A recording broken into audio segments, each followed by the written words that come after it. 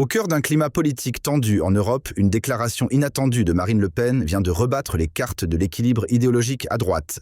Alors que les débats internes en France s'enlisent dans des tensions budgétaires et des menaces de censure, la figure du Rassemblement national choisit de tourner les projecteurs vers l'Italie.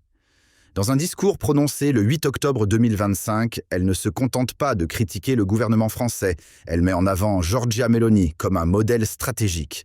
Ce rapprochement inattendu n'est pas anodin. Il s'inscrit dans une dynamique calculée destinée à redéfinir les alliances conservatrices à l'échelle continentale. Une simple référence devient alors un signal politique fort capable d'influencer l'opinion publique, comme les rapports de force au Parlement. Depuis le mois d'octobre 2025, une tension inédite s'installe dans les cercles politiques européens alimentés par une série de déclarations tranchantes de Marine Le Pen. Ce qui au départ semblait n'être qu'un discours de campagne parmi d'autres, a pris une tournure bien plus stratégique, en affirmant qu'elle serait prête à censurer le gouvernement si celui-ci persistait dans ses orientations actuelles. Elle envoie un message clair: l'opposition n'entend plus jouer le rôle de spectateur. Ce positionnement coïncide avec un moment où Giorgia Meloni, malgré la polémique internationale la visant, est perçue par certains comme un pôle de stabilité. Le Pen saisit cette image au vol et la transforme en levier, et si la France devait s'inspirer d'un modèle qui réussit ailleurs, une dynamique s'installe remettant en question l'équilibre institutionnel existant et laissant entrevoir un basculement du centre de gravité politique. Les analystes politiques ne s'y sont pas trompés, ce qui se joue actuellement n'est pas une simple passe d'armes entre majorité et opposition, mais une réorganisation profonde du paysage idéologique européen. En plaçant Giorgia Meloni au cœur de son discours, Marine Le Pen ne lance pas seulement un clin d'œil diplomatique, elle introduit une comparaison directe entre deux trajectoires nationales. Tandis que la France vacille sous le poids des remaniements et des tensions budgétaires, l'Italie est présentée comme un îlot de constance. Ce décalage devient un outil rhétorique redoutable dans un pays où la confiance dans l'exécutif s'effrite. Faire miroiter un autre modèle, aussi imparfait soit-il, suffit à relancer le débat. Et pour beaucoup, une question dérangeante se pose. Pourquoi ce modèle semble-t-il fonctionner ailleurs et non chez nous? Ce contraste entre deux nations pourtant voisines n'est pas anodin. Tandis que la France peine à faire adopter ses budgets, multiplie les crises ministérielles et voit son Parlement se fragmenter, l'Italie de Meloni affiche une stabilité institutionnelle qui interpelle. Même si certains observateurs rappellent que le contexte italien reste fragile sur d'autres fronts, le message passe: la gouvernance, quand elle est lisible, inspire confiance. Marine Le Pen capitalise sur cette perception. Elle ne cherche pas à reproduire le modèle italien dans son intégralité, mais à en extraire une idée force. La droite, lorsqu'elle s'organise, peut tenir tête au chaos. Une formule qui trouve écho dans une France où la majorité présidentielle semble constamment en défense, incapable de répondre aux attentes populaires. L'impact de ce positionnement dépasse le simple cadre rhétorique. En invoquant la figure de Giorgia Meloni à un moment où le gouvernement français peine à maintenir une ligne cohérente, Marine Le Pen touche un point sensible, celui de la crédibilité. Car pendant que Sébastien Lecornu s'efforce de faire adopter un budget sous la menace de 2 motions de censure, l'Italie, malgré les controverses judiciaires visant sa dirigeante, avance sans éclats majeurs. Ce contraste alimente une perception nouvelle, et si la stabilité ne tenait plus au système en place, mais à la capacité d'incarner une direction claire, c'est précisément là que Le Pen frappe fort. En soulignant cette différence, elle introduit une notion dérangeante. Pour la majorité, peut-être qu'un leadership ferme, même venu d'ailleurs, parle davantage aux Français que les promesses institutionnelles actuelles. Ce qui déstabilise encore davantage le paysage politique français, ce n'est pas uniquement la multiplication des critiques, mais l'érosion lente de la confiance des électeurs. Les derniers sondages, publiés autour du 13 octobre 2025, révèlent une chute spectaculaire de la crédibilité de l'exécutif, notamment sur les questions économiques et internationales. En parallèle, Marine Le Pen grimpe dans les enquêtes d'opinion portées par une posture de fermeté et par sa capacité à incarner une alternative perçue comme plus structurée.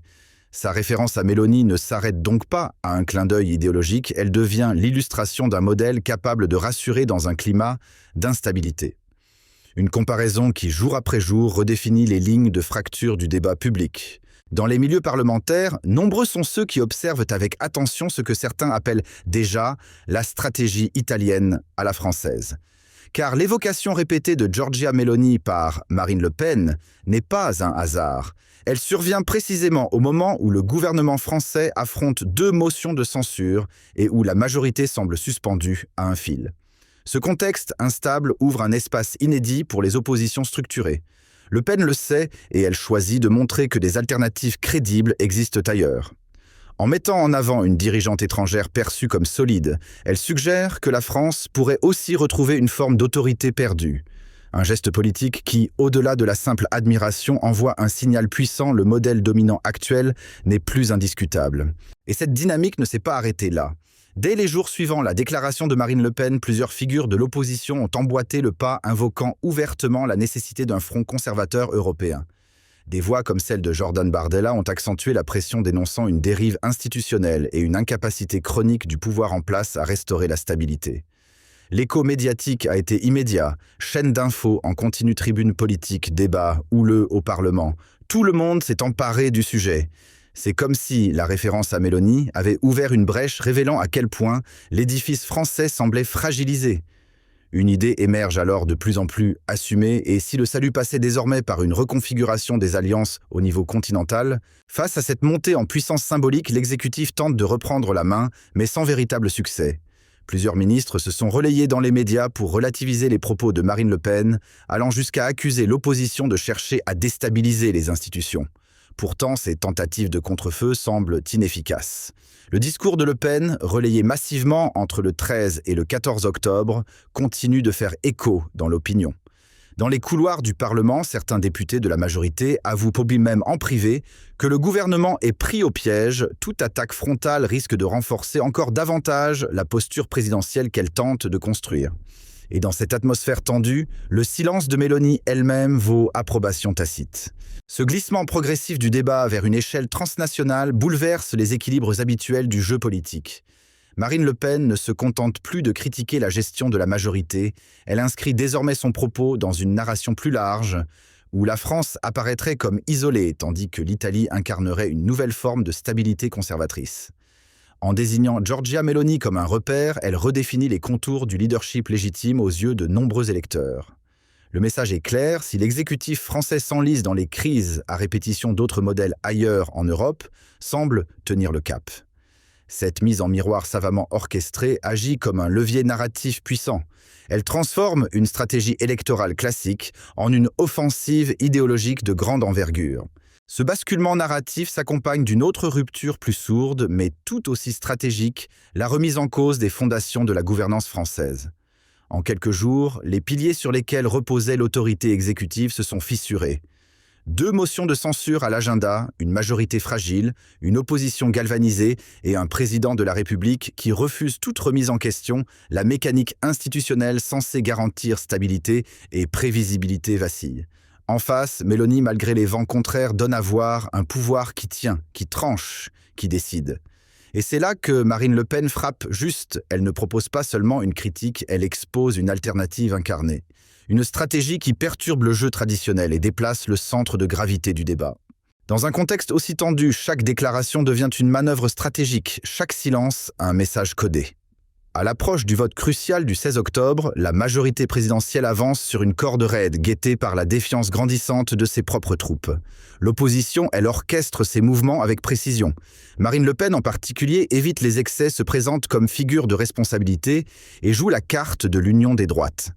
Ce recentrage, combiné à la référence appuyée à Mélanie, vise à rassurer un électorat déboussolé par les revirements constants de l'exécutif. L'objectif est de clair: apparaître comme une alternative crédible, non plus seulement protestataire, mais prête à gouverner. Et dans ce jeu d'équilibre instable, c'est peut-être cette posture mesurée qui fait la différence.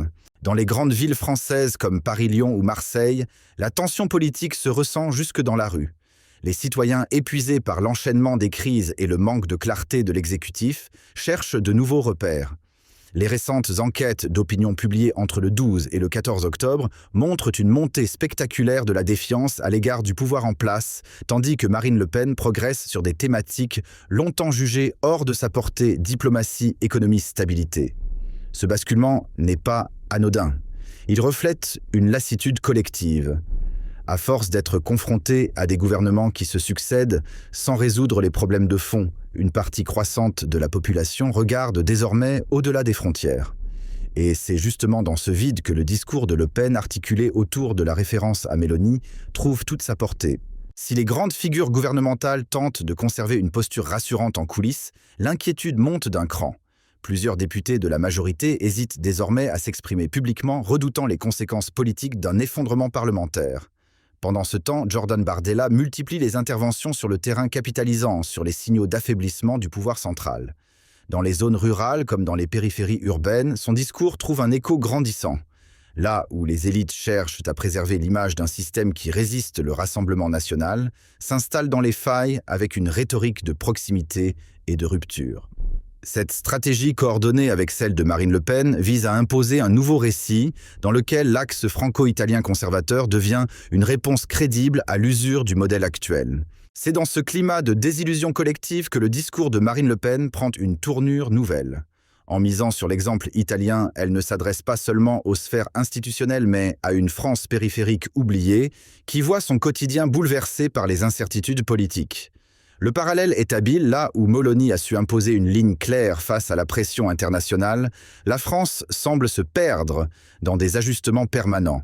Le message implicite est puissant, il est possible de gouverner avec autorité sans renier ses convictions.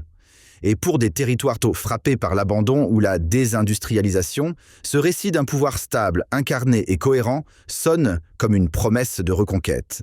Tandis que l'exécutif s'empêtre dans des revirements successifs, Marine Le Pen avance avec une régularité calculée. Chaque prise de parole semble peser, chaque référence étrangère choisie, pour frapper l'imaginaire collectif. L'Italie de Meloni n'est plus évoquée par hasard, elle devient un point de comparaison constant, presque méthodique. Là où les institutions françaises montrent des signes d'essoufflement, le modèle italien est présenté comme une alternative fonctionnelle. Ce contraste n'est pas seulement rhétorique, il agit comme un miroir inversé, où les failles du système actuel deviennent plus visibles dès lors qu'elles sont confrontées à une structure étrangère qui paraît tenir debout. Un effet d'amplification politique que Le Pen maîtrise à la perfection. Face à ce désordre institutionnel, Marine Le Pen ne se contente plus d'observer, elle articule son discours autour d'un message précis. En évoquant Giorgia Meloni, elle trace le portrait d'une gouvernance qu'elle juge pragmatique et enracinée. Pour elle, Rome a su imposer ses choix sans craindre les pressions extérieures, tout en préservant une stabilité politique que Paris semble avoir perdue. La révélation qu'elle formule n'est pas anodine. Le Pen affirme que Meloni aurait partagé lors d'un échange confidentiel les ressorts d'une stratégie que l'Élysée aurait tout intérêt à étudier. Un aveu qui n'a rien d'anecdotique, puisqu'il ouvre la voie à un changement d'alignement possible dans les mois à venir. Ce qui intrigue davantage, c'est la discrétion stratégique avec laquelle Marine Le Pen distille ses messages. Loin des coups d'éclat médiatiques habituels, elle adopte une posture presque diplomatique lorsqu'il s'agit de Meloni. Selon plusieurs proches, cette relation dépasse le cadre idéologique. Elle devient un véritable canal d'échange sur la gestion du pouvoir, les tensions migratoires ou encore la réforme de l'État. Le plus troublant, c'est que Le Pen semble s'appuyer sur ces conversations pour construire une vision alternative de la présidence. En s'alignant subtilement sur certains piliers de la politique italienne, elle teste en creux la solidité du récit gouvernemental français actuel. Mais derrière cette apparente admiration, un autre niveau de lecture émerge. En mettant en lumière certaines confidences de Giorgia Meloni, Marine Le Pen ne cherche pas seulement à créer un effet de surprise médiatique. Elle suggère qu'une autre manière de gouverner est possible hors du cadre classique imposé par Paris ou Bruxelles. Ce positionnement, s'il reste encore implicite, inquiète en haut lieu. Selon certaines sources parlementaires, l'Élysée suivrait de près ces signaux, redoutant que Le Pen n'ouvre en coulisses une brèche idéologique qui pourrait redessiner les rapports de force à droite, voire au sein même de l'État. Si les signaux d'alerte se confirment, la révélation de Marine Le Pen sur Giorgia Meloni pourrait bien déclencher une reconfiguration silencieuse mais radicale des alliances politiques en Europe. Le climat politique jusqu'ici polarisé entre progressistes et conservateurs traditionnels verrait émerger une nouvelle entité hybride plus difficile à catégoriser. Les premiers frémissements de cette dynamique se font déjà sentir dans les enquêtes d'opinion dans plusieurs régions françaises. Les électeurs de droite modérée se disent de plus en plus séduits par l'idée d'un axe Paris-Rome alternatif. Cette tendance encore discrète pourrait bientôt déstabiliser les partis classiques pris de court par cette évolution inattendue. Ce basculement provoqué par les révélations de Marine Le Pen ne se limite pas à de simples repositionnements diplomatiques. Il redéfinit les équilibres mêmes du pouvoir idéologique sur le vieux continent. Pendant longtemps, la France et l'Italie ont été considérées comme des bastions distincts, parfois même rivaux dans leur vision de l'Europe. Mais aujourd'hui, la dynamique s'inverse, ce n'est plus Paris qui dicte la cadence, mais un jeu croisé de tensions, de secrets exposés et d'alliances recomposées. L'axe que Mélanie semblait incarner avec stabilité se fissure sous les projecteurs. Et désormais, c'est la France, ou plutôt Le Pen, qui fait trembler les fondations de ce que l'on croyait être une stratégie cohérente à Rome. Face à cette onde de choc provoquée par les révélations de Marine Le Pen, de nombreux électeurs tournent désormais leur regard vers d'autres pôles de stabilité politique.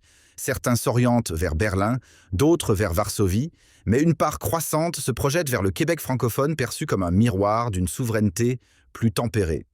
Là se pose l'enjeu central. Quand une figure politique bouleverse ainsi les lignes, ce n'est pas seulement la stratégie électorale qui est touchée, mais bien la relation de confiance entre les peuples et leurs représentants. Et dans cette tempête médiatique, c'est cette confiance, fragile et décisive, qui devient la véritable monnaie d'échange sur l'échiquier européen. Ce qui est en train de se jouer dépasse de loin la simple sphère politique. Il s'agit d'une remise en question des fondements même de la souveraineté européenne. Lorsque des orientations stratégiques sont dictées depuis des instances éloignées ou par des alliés imprévisibles, c'est la liberté des peuples qui vacille. Pour Marine Le Pen, cette réalité n'est plus tolérable. Et ce qu'elle a récemment dévoilé à propos de Giorgia Meloni jette une lumière crue sur les mécanismes d'influence discrets, mais persistants au sein même de l'Union. Derrière une façade d'unité, elle révèle des lignes de fracture profondes où les intérêts nationaux sont souvent relégués au second plan, au profit de décisions technocratiques, une situation que Le Pen qualifie désormais de soumission consentie. Alors que de nouveaux équilibres émergent en coulisses, Marine Le Pen attire l'attention sur un point crucial. L'Europe traverse une mutation silencieuse et Giorgia Meloni y jouerait un double jeu. Tandis que certains pays resserrent leurs alliances régionales, d'autres multiplient les compromis discrets avec des partenaires inattendus. Selon les révélations de Le Pen, la chef du gouvernement italien n'agirait pas uniquement en fonction des intérêts de Rome, mais chercherait à repositionner discrètement son pays dans un axe stratégique qui échappe au regard des chancelleries occidentales. Un revirement qui, s'il se confirme, changerait en profondeur les rapports de force au sein de l'UE, tout comme la redéfinition mondiale du commerce a redessiné les routes du café. Si cette analyse vous a interpellé, pensez à cliquer sur « S'abonner » et à activer la cloche pour suivre nos prochaines révélations sur les coulisses du pouvoir.